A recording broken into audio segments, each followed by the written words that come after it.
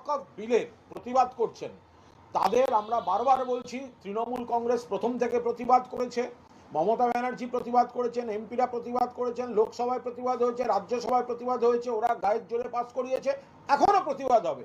কিন্তু প্রতিবাদটা মমতা ব্যানার্জি বলেছেন বাংলায় ওই বিলের খারাপ দিকগুলো প্রয়োগ হবে না, এবং বাংলায় তো আর বিজেপি নেই, তাহলে বাংলায় এমন কোনোভাবে প্রতিবাদ করবেন না যেখানে ভাঙচুর, গাড়ি, অমুক তমুক এগুলো হয়। এটা করলে তো বিজেপির লাভ।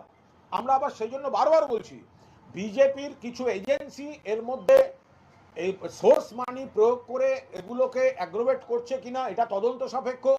দুই, সিপিএম এবং কংগ্রেসের একাংশ বিজেপিকে রাজনৈতিক হাতিয়ার তুলে দেওয়ার জন্য কিছু এলাকার লোককে খেপিয়ে এই ধরনের কাজ করতে চাইছে কিনা সেটাও ওই এলাকা থেকে সমস্ত রিপোর্ট নেওয়া হচ্ছে। একটা অন্য প্রসঙ্গে আসি, সেটা হচ্ছে যে গতকাল শিক্ষা